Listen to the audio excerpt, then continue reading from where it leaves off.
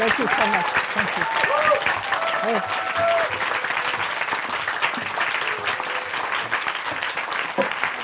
Yeah, thank you. Thank you. First of all, thank you very much for being here today. Let me start with a quote from Edouard Glissant. He writes, "Thinking thought usually amounts to withdrawing into a dimensionless place in which the idea of thought alone persists. But thought, in reality, spaces itself out into the world. It informs the imaginary of peoples, their varied poetics, which it then transforms, meaning in them, its risk is realized." Many young people tell me that they fear that there is no future, or that they do not know how to think about it. They think of the future not as the rolling out of progress, but as a kind of void, or they see the destruction of the earth, the open-ended wars, and the intensifying gap between rich and poor as conditions that will only worsen with time. Often, they rightly worry about the future of the earth, the destructive effects of fossil fuels, and wonder how many forms of life will be jeopardized or disappear in their lifetime. Or they see that work is more often available as short-term contracts and that wages cannot cover the costs of living. They, and we, see open-ended wars, conflicts that are murderous, that have the potential to spread rapidly through different regions of the world. When they ask about the future, they are also asking, what can be imagined? If we say there is no future, or that the future moves in the direction of ever more destruction, then we are, in fact, imagining something. It is a dark picture, one that shows no signs of hope. And yet, if we are imagining something dark, we are still imagining. And it may be that our powers of imagination hold the hope we find missing in the more pessimistic accounts of our world. When we say, for instance, that we are imagining the end of the world, or the end of the world as we have known it, we are imagining the end to imagination itself. But we are still imagining. Something difficult or impossible for the imagination to do, to imagine its own ending. For it is one thing to imagine an ongoing destructive process, and quite another to feel one's own power to imagine draw to a halt, potentially destroyed by the destructive processes one sees. However, if we are still imagining all this, then our imagination is taking form in some way, developing a picture, moving laterally through a sequence of associations, forming a cluster of images, narrating a story about how history may unfold, or what landscapes now lay before us. If we have an image or story to communicate, we find a form, or discover that the image or story is already taking form and that the story took shape in one of the languages we speak. We're not predicting the future at such moments, since it is the unknowable dimension of the future that has us concerned. And so we find that in our fear about the future are a series of imaginings, and what we imagine is framed and formed in ways that support one kind of interpretation of what will happen over another. The frame and the form are central to the fear we feel and the imagining we do. All this happens not only inside the mind, but in the modes through which fearing and imagining take place. Specific sensuous modes of presentation, specific media serve not only as vehicles for thought, but as formative powers in themselves. The media brings something to the object it represents, whether the language of story, the lost sounds of natural history, or indeed the future of democracy. Thus, the fundamental questions of the humanities concerning what and how we express a point of view or create a vision of the world is already at work when we ask about the future and try to fathom its possible forms. This is why, in my remarks today, I will be arguing that the most compelling and urgent questions, the existential questions, require both the arts and the humanities. Imagining the future is part of what it means to live now, and we cannot easily inhabit the present without a sense that a future is possible and that it will preserve what we value most. In addition, I would suggest that without a way to imagine the future, there can be no democracy. Democracy is that form of rule that is by and for the people. It is the people who come together and decide how best to live with one another.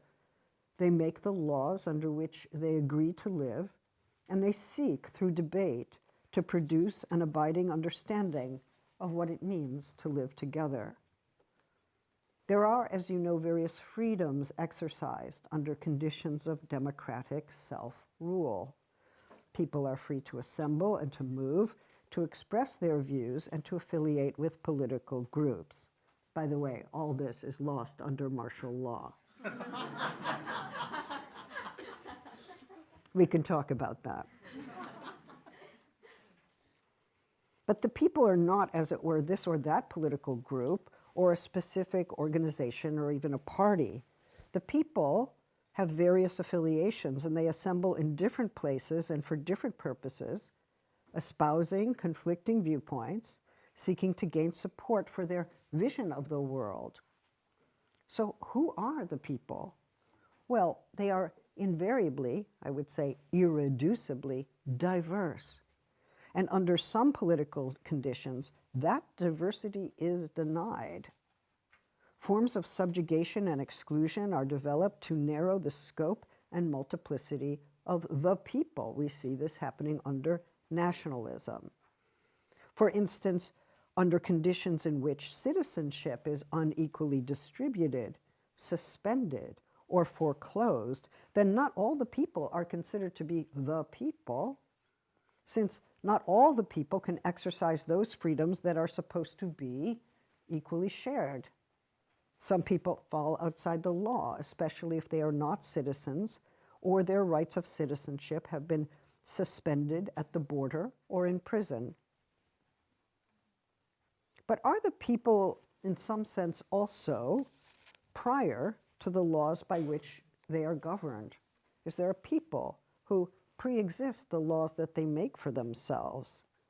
The people who come together, say, to found a state, a government, or the people who come together to ask for legal access to the state are both, in some sense, before the law or possibly outside the law. After all, if the people then go on to make the law, the people are there preceding the law.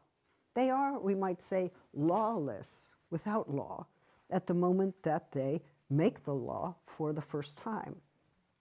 Democracy is the rule of the people, but only some people are making the laws or debating what the laws should be. And yet democracy is not rule of some of the people by other people.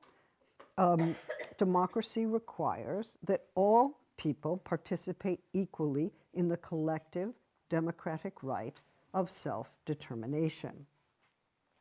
And that means a democracy worthy of its name will refuse to abandon some people to a condition of non-participation where democratic processes are barred or rendered impossible. The exercise of collective freedom remains legitimate only and only if it is shared equally. The people are, interestingly enough, not fully defined by the laws that they make. Since they can change or repeal the law, that's also a democratic precept. People assemble to make new rights, but when they do that, for the first time at least, they have no legal right to assemble or even to make the law. All they have is a collective practice of freedom that brings a new form of governance into being. This is the account offered by the philosopher Hannah Arendt. In these moments of founding, people assemble to find a way to assert and safeguard that right. Their power is their freedom, the freedom to make a new organization of the world. And that freedom should be embodied in the laws they collectively make and follow. But note, founding freedom is not at first governed by law. It must make itself into law in order then to become a freedom governed by law. And if the people repeal a law or overthrow a regime because their freedom is no longer embodied by the laws of that regime, the people are then released from that law, throwing off its shackles. What I've been describing is an anarchic act of founding that posits law, as well as the means by which law can be reproduced and preserved, or, for that matter, repealed and withdrawn. Perhaps it sounds like I'm speaking of an ideal time, or that I am imagining without time and space. This founding moment of law, one upon which both Walter Benjamin and Jacques Derrida reflected, is not easy to imagine. It's an experiment in time and space, not exactly an historical period that anyone can actually embody or document. It's a hypothetical scene. It's an imaginary positing, sometimes cast as a state of nature. For those of us living within societies governed by existing law, who want to understand and judge whether or not the states in which we live are legitimate, we have to ask about the conditions of their very institution, the process by which they came into being. And we have to ask whether the law still embodies the will of the people, or ever did. To do that, we have to imagine outside and before existing law. And that seems very difficult. And for those of us who grew up and were formed inside a system of laws, our very way of looking at the world, of imagining the world, is very much informed and structured by those laws. To imagine outside the laws in which we were formed demands a certain deconstitution of who we are, a way of thinking outside or against the laws by which we were formed, which means thinking against our own formation. That is what I would call a critical perspective, in the sense that critique asks after the conditions by which laws and legal institutions are constituted and seeks not to take them for granted as inevitable. It is also an act of imagination which transports us outside the law or before the law to ask about its legitimacy. How do we ask about a time prior to our own formation that lets us think about questions such as political legitimation? Well, for the philosopher John Rawls, the counterfactual is essential to political life. In democratic deliberations, we have to consider what society might have been like had it been founded and formed differently. But there's another way that imagining works in democratic deliberations. The decisions we must make about the future of the world and the planet involve giving some form to that imagined future. Thus, imagining a possible future or a different one is essential to democratic deliberations. Some of the key questions for democratic self-determination include: what world do we wish to bring about? What future do we collectively wish to see realized in the world? For those tasks, both of which are indispensable to democratic deliberation and self-determination, there has to be a collective imagining, a way of sharing fears and dreams as part of the political process, a future orientation for which prediction and calculation do not suffice. In this way, both the existential requirements and the political conditions of democracy require posing questions that engage the imagination. What kind of future is left? What kind of future can we still imagine? Now, some have argued that imagining, or the aesthetic domain more broadly, is insufficient for such a task, that it is apolitical, or that it is not the same as action. What we need, these critics argue, is action. And of course, yes, we do need action plans and new policies. There is no question there. But can we separate such actions from the imaginary? And how does the imaginary relate to the kinds of anti-democratic passions that we need to defeat, and to awaken those very different passions that might fuel a more egalitarian counter-imaginary for our time? And let me remind you that martial law is fueled by an anti-democratic passion. Okay, so we have one right before us. Fleeting, but there. An imaginary is not just my imagination or yours, but a way of structuring the imagination in the service of political ideals, a way of coordinating time and space in the service of imagining a political future. Political action, I'm suggesting, is not fully separable from the imaginary. In particular, an oppositional stance, however negative in form, also implies an imaginary we may or may not fully be aware of. Indeed, imagining has conscious and unconscious elements, and sometimes our imaginings are closer to reveries and to dreams. And as the philosopher Drusilla Cornell has taught us, we are also imagined all the time, working within and against the ways that others have imagined us. Only as beings already imagined do we start to do our own imagining. But my point here is actually relatively simple. When, for instance, we say no to the violence at the border, or the war against Ukraine, or the genocidal actions in Palestine, or the horrific situation in Sudan, we object because we believe that injustice is being committed and that something valuable is being destroyed in our world. We think, for instance, it is wrong for human life and other forms of life to be destroyed in this way and for such purposes. In our objection and opposition, our naysaying, a form of imagining is already in play. We are saying, perhaps without actually saying, we want to live in a world in which such wars are not happening, such destructive powers are not normalized, where economic and ecological catastrophe can be reversed and repaired. There is then operative in our objections a desire to live in a different kind of world, one, for instance, in which border and military violence is not happening. In saying no, in tarrying long with the negative, we are already embarking on a form of imagining. We may not fully notice it, but we are at such moments insisting on a different version of the world. In our protest, we stand for a different kind of world. We may not say to ourselves, this is the world I imagine. We may find it difficult to even find our own imagining. But within democratic deliberation, we ask the question directly, what kind of world do we want together to bring into being?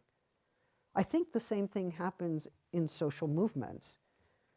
Our pre-juridical reveries and imaginings are already at work in our deliberations, and they constitute the reserve from which our explicit political desires are crafted. Well, there are many good reasons to ask these kinds of questions now. For those who live in fear after the election of Donald Trump, how many people are living Okay, that's what I thought. Okay. I mean, you have your own fears now, right? It appears that the American people have, by a clear majority, voted against democracy. Now, that sounds like a paradox. They did vote, they engaged the electoral process, and the electoral process is part of democracy. It's indispensable. We don't want to do away with the electoral process. To decide their future, the people have to come together to vote. That's an exercise of freedom and judgment. They have to agree to live by the results collectively achieved. Okay.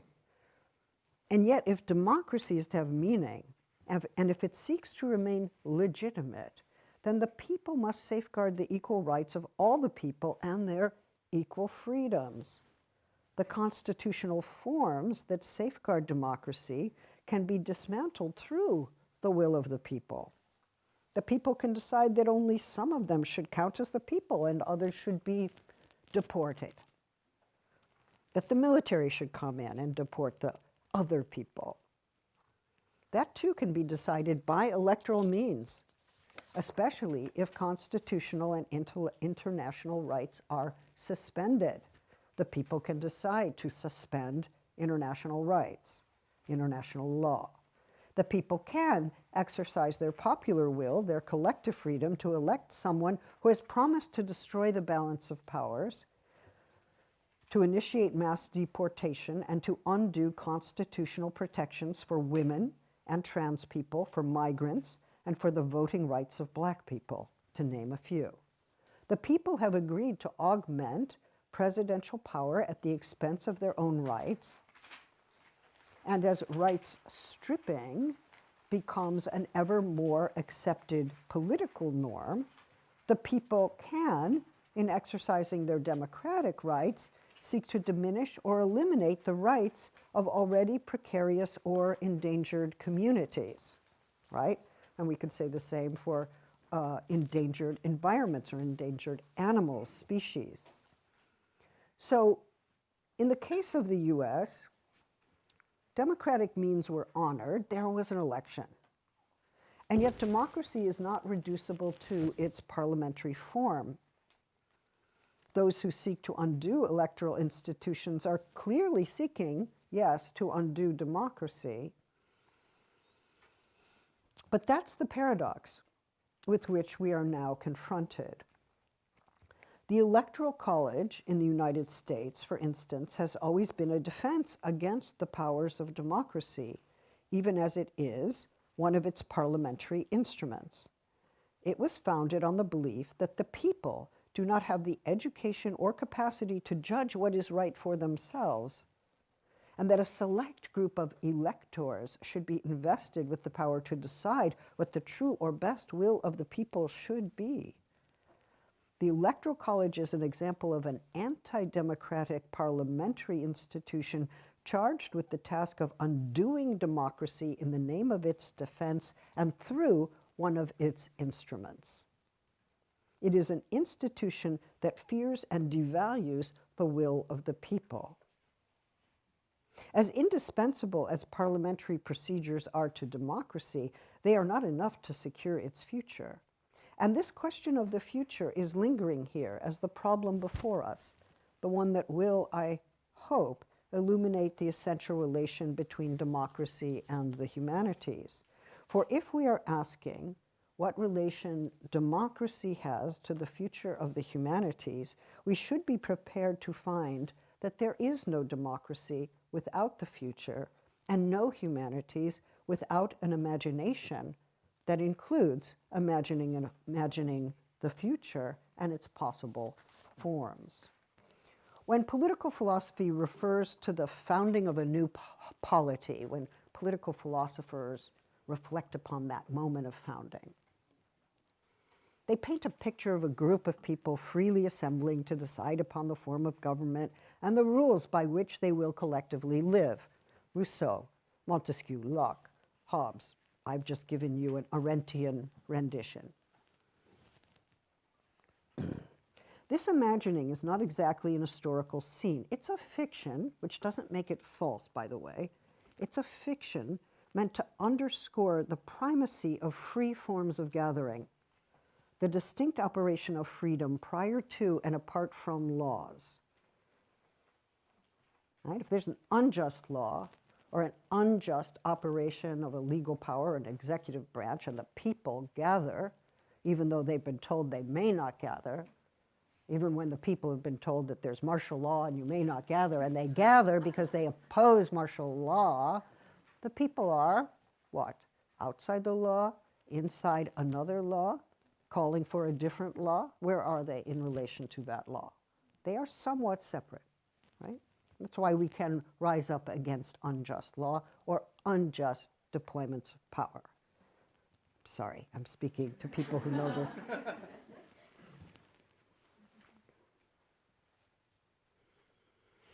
This free form of gathering lays the groundwork for dissent and even revolution. And in telling the story in the way we do, we're asked to imagine such a scene. The imagining lifts us out of received understandings, received networks of law within which we live, and for some of us, within which we're formed. This thought experiment is at once, I would say, fictive and critical, for without being able to take leave of the space and time in which we live, we cannot ask about the legitimacy of the laws that have become naturalized or normalized within our time. The beginning of democracy requires a transport into a necessary fiction. Even when we ask the question of the legitimacy of a democracy, we are transported into a necessary fiction. Here we see, I think, how democracy and the question of its legitimacy relies upon a kind of imagining. And if we are to imagine otherwise, that is, think in new ways in which polities might form that would more fully realize the ideals of democracy, we do require the imagination. Transformation, dissent, and revolution are impossible without collective imagining. Now, as I've suggested, this act of founding a new state involves people gathering to make new law, and yet the gathering and the making are not at those moments, key moments, regulated or controlled by law. They are, to some degree, anarchic. And as Walter Benjamin has argued, the act of founding a new polity, the act by which law is first instituted, is outside the law, even as it is the foundation of what we call democracy. So what is outside the law that founds democracy? A certain kind of freedom, and I would also argue, a certain kind of imagining. Does democracy, by its very definition, precede all of its parliamentary forms?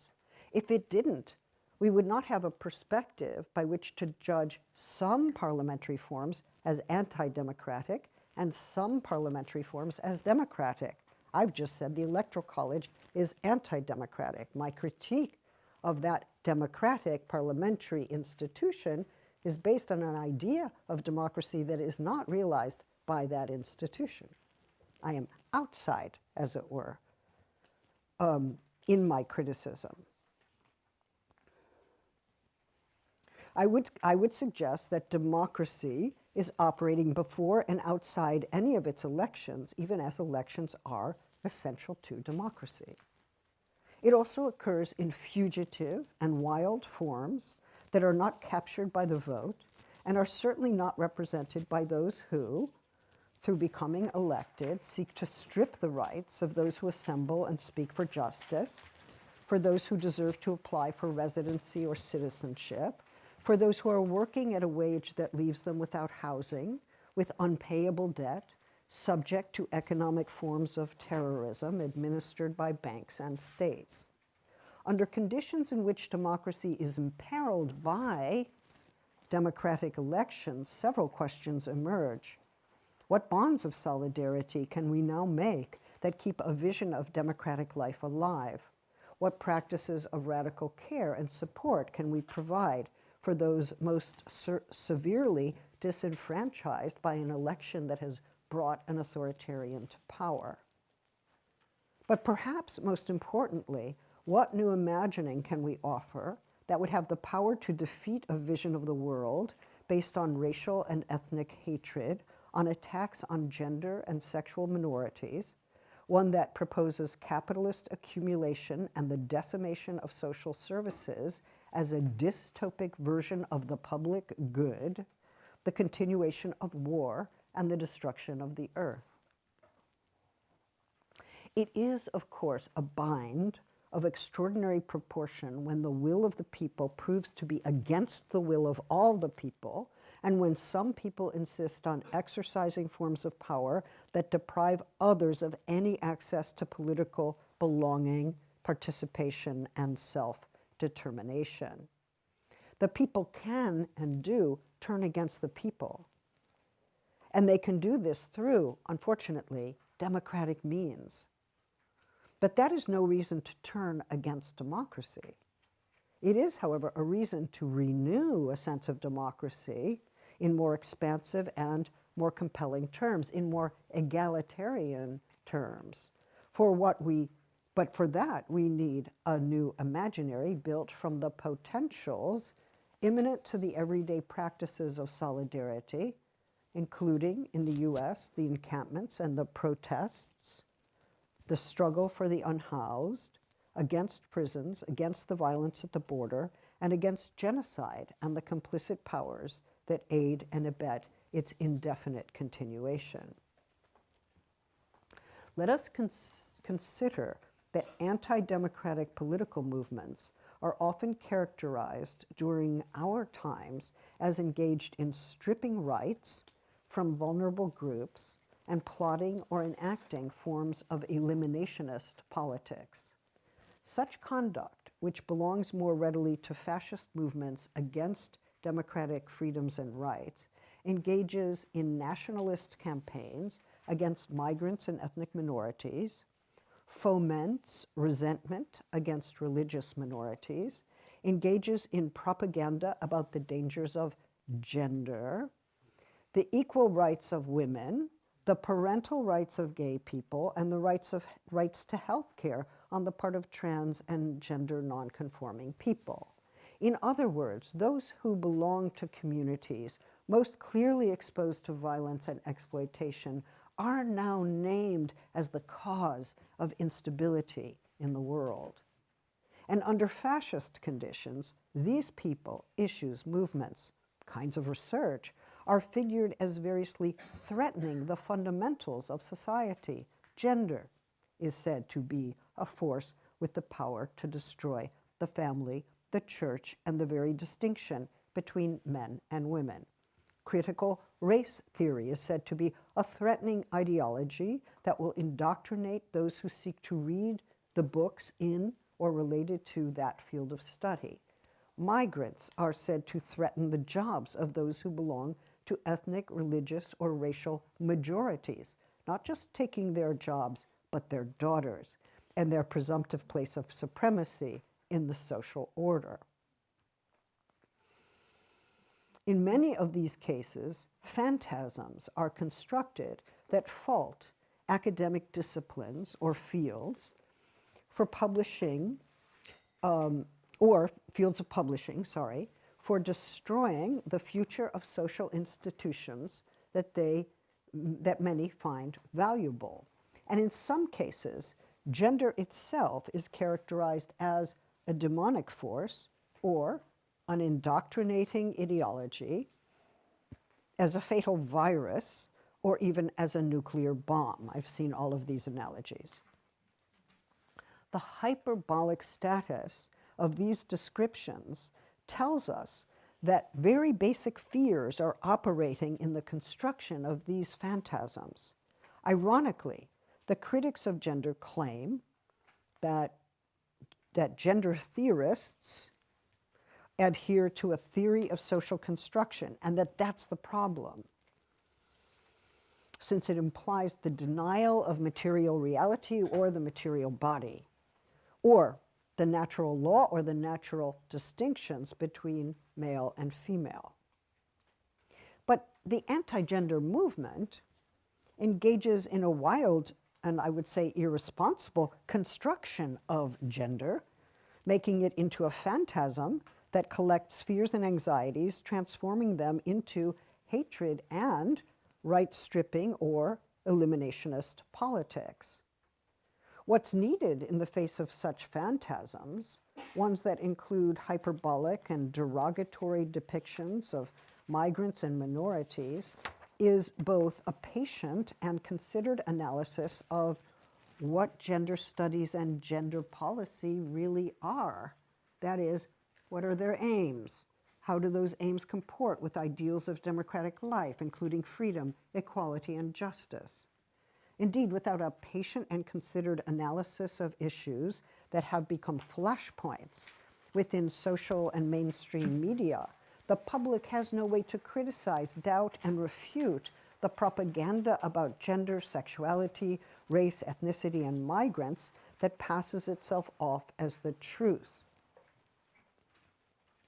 For instance, the reason to oppose gender violence is that no one should have to live in the world fearing violence from intimates, from institutions, from the state, since violence not only constitutes the deprivation of dignity, but of freedom as well. If we accept that all people should live with dignity free of the fear of violence, then we would agree to opposing gender-based violence as well as racist violence or violence against other minorities. If we think that every person should be able to secure conditions for their flourishing, and if living in a specific gender supports that flourishing, why would we not accept that gender freedom is essential to human flourishing, and that equal treatment further realizes democratic ideals? I mean, I sound like an old-fashioned liberal, but it may be time just to sound like an old-fashioned liberal and, lay it out. I'm sorry. The attacks that rely on phantasms of replacement and potential destruction draw upon fears that people already have about their future. And as I think I've made clear, we have many reasons to fear for the future: climate change, forcible displacement, war, increasingly precarious work conditions, the widening gap between the rich and poor. I would add systemic violence against women, against trans people, against gay people, against the unhoused. But if instead of naming those as the reasons we are right to fear for the future, we decide to attribute the force of destruction to women, gender, and sexual minorities, racial, ethnic, and migrant groups, and then we have not only concealed those more fundamental reasons why we are afraid, but we've scapegoated minorities and strengthened the political forces that would further strip them of their rights, their legal status, their claims to equality, freedom, and a life without fear of violence. But to understand how all this works, we have to support forms of higher education that support open critical inquiry, evidence, good argumentation, and historically informed analysis. Thus, in these days, we have every reason to be concerned about attacks on higher education, on intellectual life and open inquiry, a value shared by academic freedom and democratic life.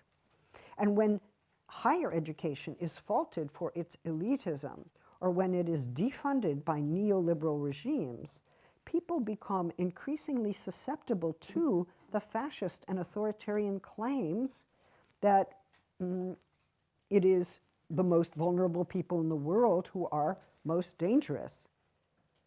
Once that proposition is accepted, then plans to curtail that danger emerge.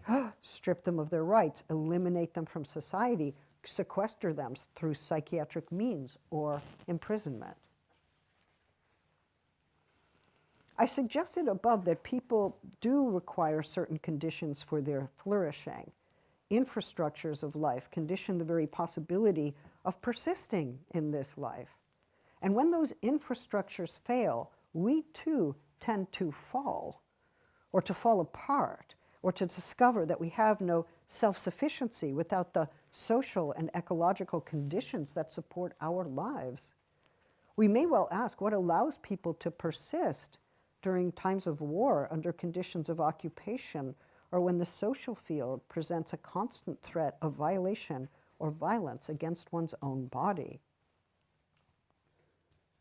There is, at least in English, a grammatical expectation that persistence is what a subject does, a human subject. But surely animals endeavor to persist. And is the persistence of living creatures not also dependent upon those conditions required to continue to live and even thrive in this world and on this earth? Although persistence characterizes what a human subject does, someone persists, she persists, that doing is not always constrained by the subject form. Persistence in life is less a goal than a precondition of achieving any goal, often assumed to be the unspoken force driving both survival and action. But sometimes persistence itself is an achievement, especially when forces exist that are trying to thwart that possibility. Persistence seems to imply a field of obstruction, something to get through, to get over, a block or barrier to dismantle. It only tenuously attaches to selves and subjects in their singularity. Persistence is not the same as self-preservation, conceived as a stubborn drive residing in each individual as their own proper life force. I find myself asking, what version of the self is presupposed by self-preservation? Who can claim self-preservation in a court of law, and whose claim is more regularly dismissed? Whose self is considered worth preserving, and whose has been considered dispensable? If the police can kill in the name of their self-preservation or self-defense, what does that say about the kind of self they are assumed to have, its value? And what does it say about the living selves they are entitled to destroy and their value? And if any number of marginalized people do not have access to that same legal rationale, does it really follow that they do not have a self that is entitled to preserve itself? If the right to one's own life and dignity is a precept of democracy, as I believe it is, then does it not follow that everyone should be the kind of self who can lay claim to life and dignity? But I want to suggest that persistence names a power beyond singular selfhood, a collaborative and collective power to lay claim to life, to equality, to a future horizon. It asserts the value of a life precisely when the conditions for self-preservation, the social conditions in which lives are differentially valued, are frail or absent.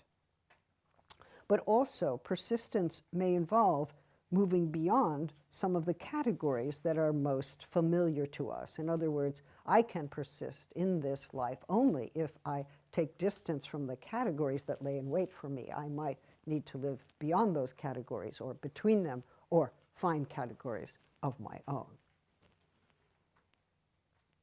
To persist as a living creature requires opposing those powers that would undermine or eradicate the living character of one's life. We talk about this life, one's own life, but to the extent that this life is living, it's already an interdependent life, not as singular as it may think. So with this thought of persistence, there is, I think, a call to rethink the singular life. But there is also a link between persistence and resistance. To live, to desire to live in the mode of desire, to live without fear of being nullified, requires economic and ecological networks that resituate our singularity within the interdependent relations that exist among the living. Persistence is shadowed by the possibility of not persisting, the end of persistence, the vanquishing of life force and of life itself. We live intensely with the awareness that we will not always live, that none of us has complete control over the place and time of our vanishing. We love intensely, I hope, not knowing what the time of life will be for those we love, And if we know our lives can be lost, we have a sense of our precarity, but also of the conditions required for life to be reproduced and regenerated. Those conditions include the infrastructures of life, healthcare, and food distribution. And this is one reason why the historians of genocide, including Raphael Lemkin, identify the destruction of infrastructures of life as a genocidal act, one that takes aim at the foundations or conditions of life itself. What is then the opposite of genocide? Well, it would be the creation of a form of political life that secures and regenerates the very infrastructural conditions of life that allow for greater freedom and equality for embodied beings who seek to persist and live without fear of violence or of being vanquished. I began today by referring to the way that the imagination matters for having a sense of the future. And I suggested that without ways of imagining, there can be no sense of future life and no meaningful sense of democracy. Living in a world in which some people are publicly grieved and others vanish from view without a trace, we can see that unequal grievability is a component part of social inequality.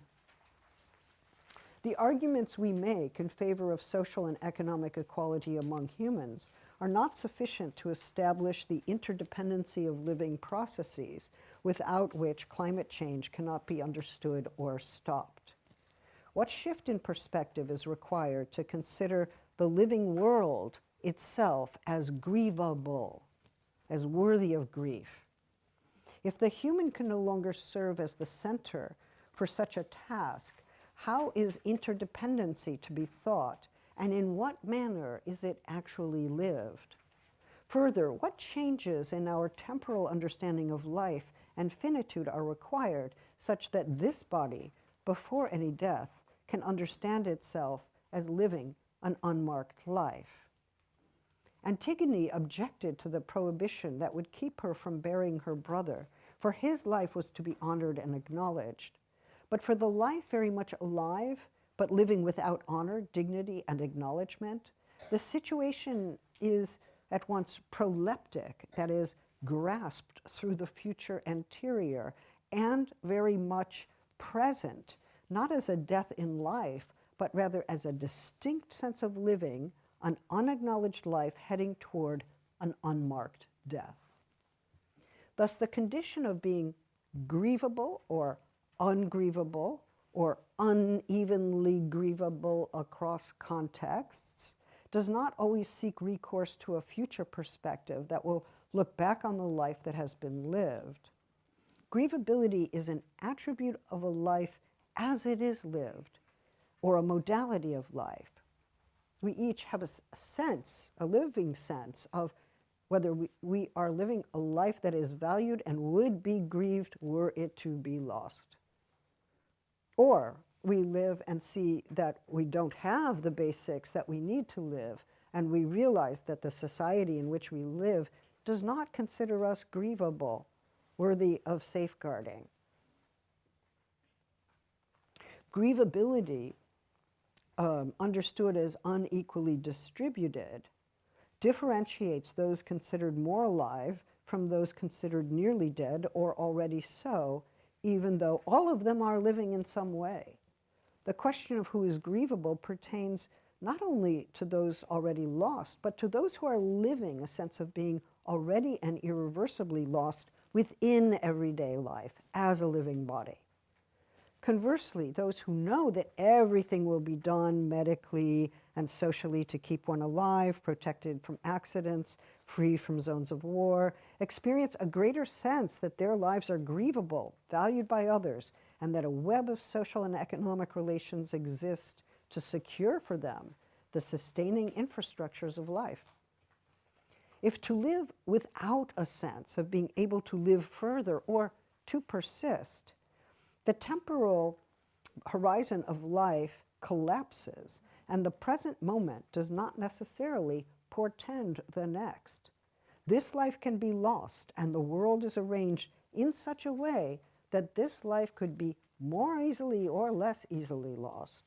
We need only think about the residents of Gaza who write about the expectation that they will die and then actually do die.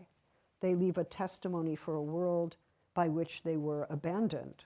They assert their grievability at the same time that they know they are not, in the eyes of those bombing them, regarded as potentially grievable beings. Or maybe the Israeli air forces that bomb them know full well that whoever survives in their own communities will grieve them, and they seek to plunge those communities into a grief unbearable enough that they will never rise up again against an occupying force. I do not know all that they think. I do try to read to understand what they think. But history would suggest that the destruction of life at such a scale only strengthens the resolve of those who survive to resist oppression. Why is grief important for our common life, even for our ideas of democracy? Well, I'm not sure we can understand social and economic inequality if we cannot take into account whose lives matter and whose do not.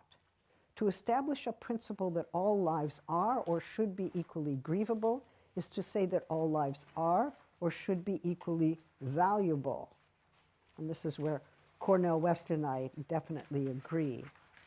Without that latter claim of equal value, there can be no substantive understanding of equality. And when we take into account the loss of lives, including animal lives, that takes place through war or through climate catastrophes, we can be led to ask, for what are we living?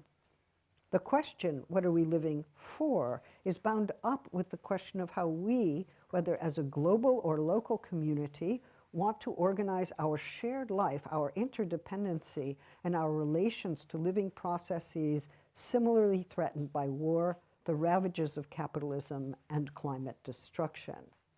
And once we ask this question, we are already taken up by a radical form of imagining that would establish the grievability of all those who have lost their lives without a memorial, those who have become a mere demographic item in a report that rarely sees the light of day. So how might we now, in the face of so much preventable loss, insist upon the equal value of lives, where that value in every instance is immeasurable, incalculable, where that value cannot be understood outside of its relations to others? Can we move the institutional imagination past calculation and self-interest to insist upon the immeasurable and interdependent value of life and of those principles such as equality that belong to us as social and living creatures in the world? We who work in language, that is to say, we in the humanities, we for whom language gives us a world, know that it matters when we say, this is or was a life, as Primo Levi said, in the context of a set of social powers that deny the living character of some lives way before those lives are actually taken. These are lives. This is a life. None of these assertions create a life, but they do seek emphatically to secure its status and value as living. The indexical matters. Life depends upon that indexicality, someone or something pointing out a living being. This life matters. The pronouns matter. They mark our social existence and legibility. The name matters for both the living and the dead. Such operations of language are both part of mourning and part of protest, crucial for rethinking who counts, who can count as the people. In Palestine, the ever-present phrase can be seen and heard in literature and in life. We exist, an emphatic existential declaration. Mahmoud Darwish, the great poet, writes, standing here, staying here, permanent here, eternal here, and we have one goal, one, to be. When we refer to this life, even this very human life that took a plane to meet with you today, the this never, strictly speaking, belongs to me. The indexical wanders off. It could be used by anyone and is. You can all say this life and point to yourselves. But oddly enough, we're in a kind of unison when we do that. We're aware that we're doing it for ourselves, and yet it could and would be used by others. So we're connected with all those creatures who can say, this life, right? Even in our singularity, we are transferable. We are somewhat anonymous. Great insight by Émile Benveniste. It marks the existence of others, my phrase, as easily as it marks my own. And at the very moment in which even the lyrical I seeks to establish its indisputable singularity, it is also someone else's singularity. So this first person pronoun disperses into an anonymous sociality.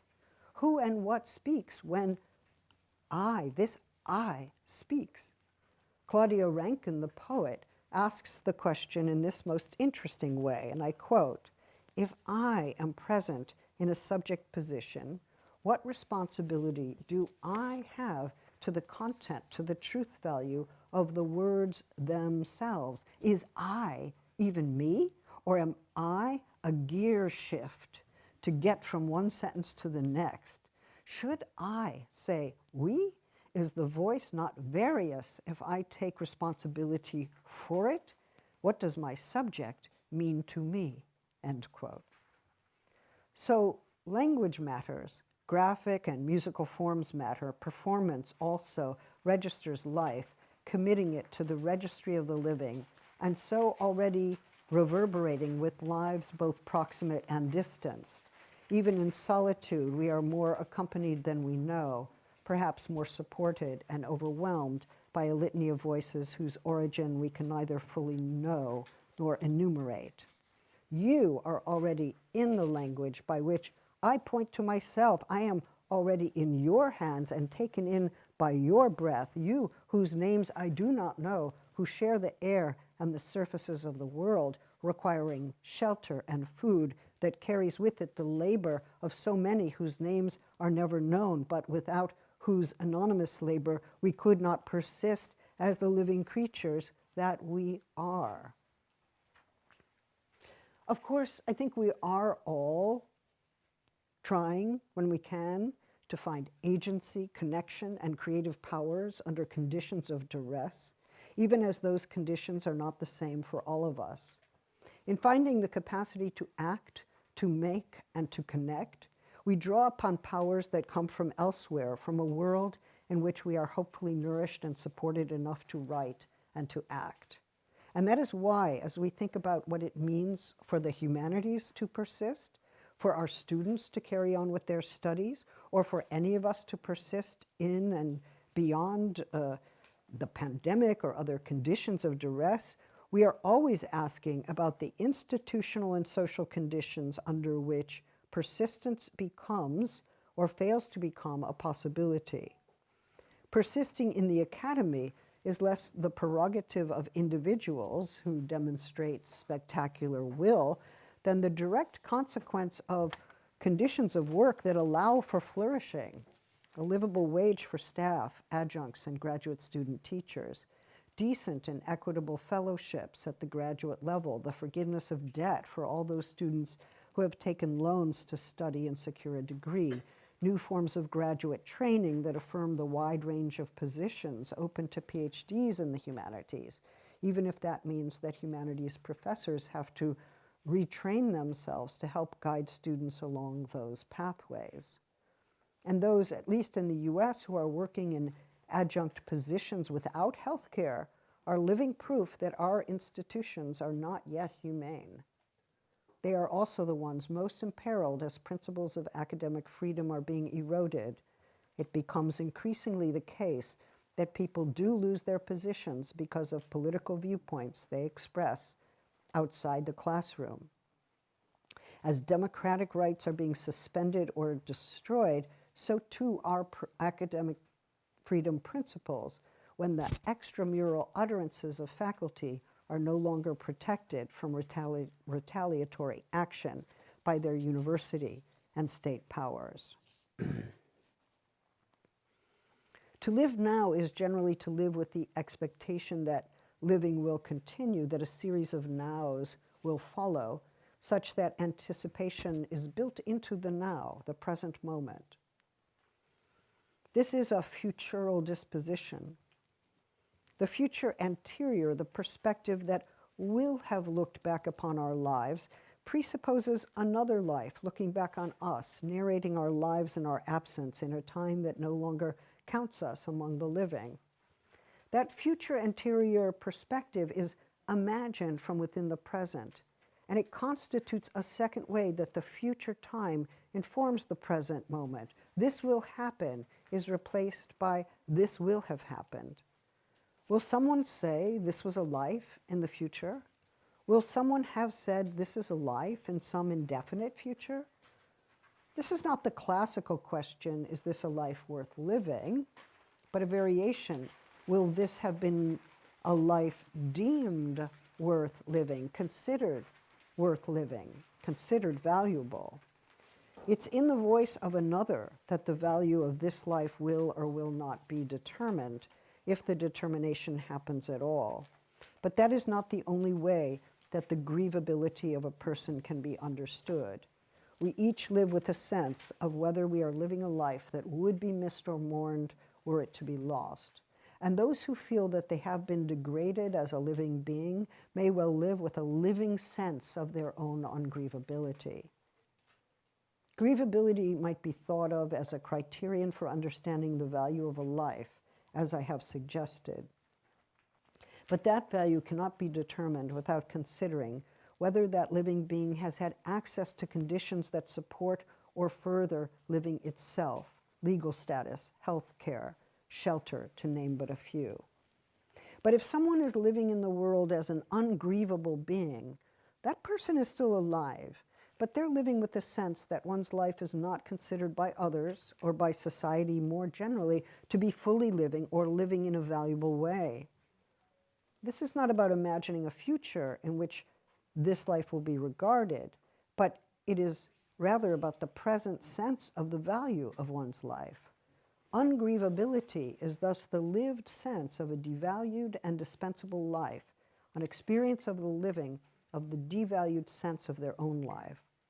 When, for instance, exposed to violence and hunger by virtue of state policy, or denied health care by virtue of its organization, along increasingly privatized arrangements, one becomes aware that what we might tentatively call the world considers the loss of one's life to be no loss. Some would say that what is needed is to humanize the dehumanized, and that seems at least partially true, but not enough to address the problem at hand. If human living depends on a wide range of non-human life forms or living processes, then humanism will not suddenly solve the problem at hand. If we object to some human beings being treated as less than human, then we accept that human lives are valuable in a way that animal lives are not. But if we object to the kind of loss that is affecting all life forms and life processes, then human life has to be rethought in relation to those other forms of living. In other words, we can object to some humans being treated not as humans, but if our response to that manifest inequality is to consolidate human life at the expense of all other living beings, then we have reproduced the kind of anthropocentrism that severs human life from its relations with non-human life.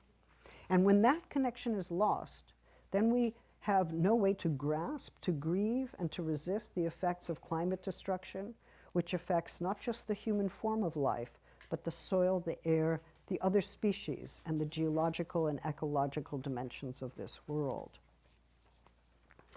So I want to argue that as important as social and economic equality is among humans, and I hope I have made that clear in my remarks, that argument for equality is not sufficient to establish the interdependency of living processes without which climate change cannot be understood or stopped.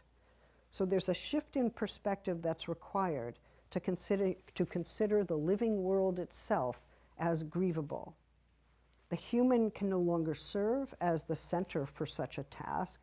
So how then do we rethink interdependency and the manner in which it is lived? Can such a question about how best to organize our life together be separated from the question of the future of life itself? I think not. But here again, we see how the value of the humanities interlocks with the basic questions we pose about the form of our shared life, the question that inaugurates and invigorates democracy as we know it.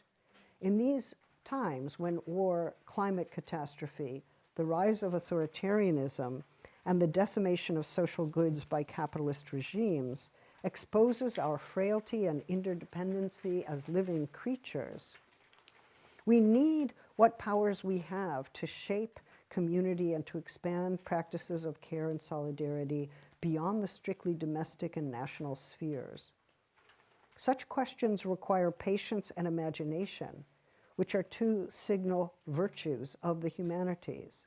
And that form of study requires critique, but also an exploration of what kind of world we can affirm for life to persist in its frail, persistent, and interdependent forms.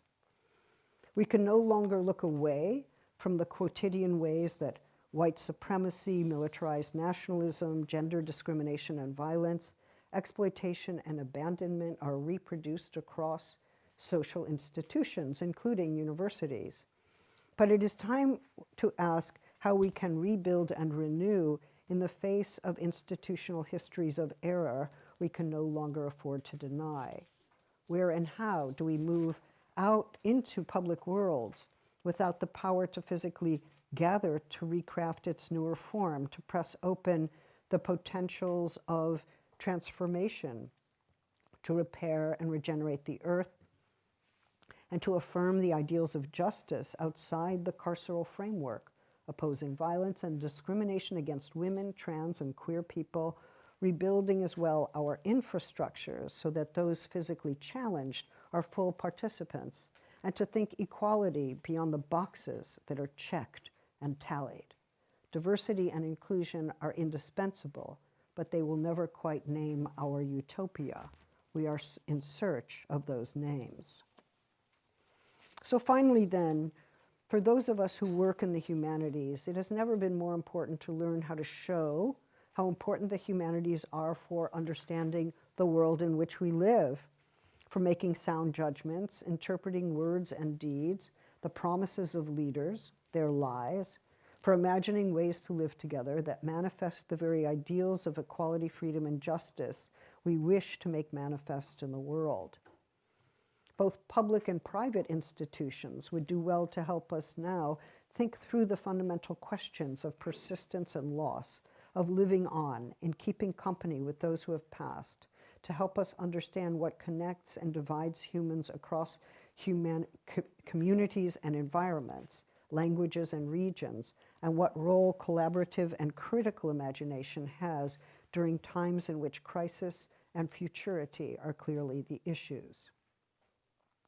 We teach language and translation, literary form and technique, but what if we are, as we do this, also developing together a poetics for the living, a technique for persisting that does not deny the loss, the history of violence, and the recurrent error, but moves through and with all of them to establish a more truthful transformation, one that moves us to move others toward that goal.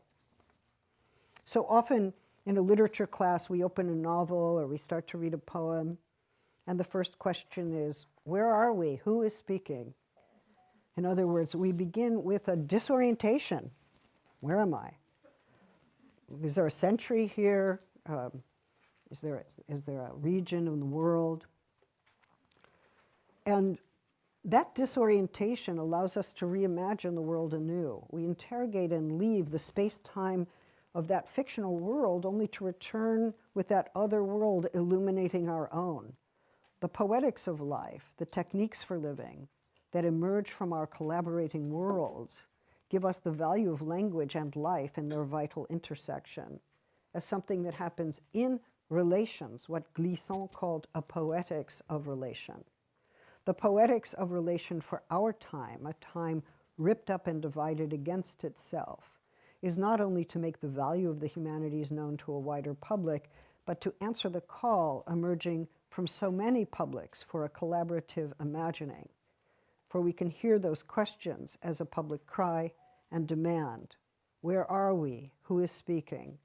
Who longs to know that they exist? Who cries in a language the rest of us have yet to learn? Thank you very much.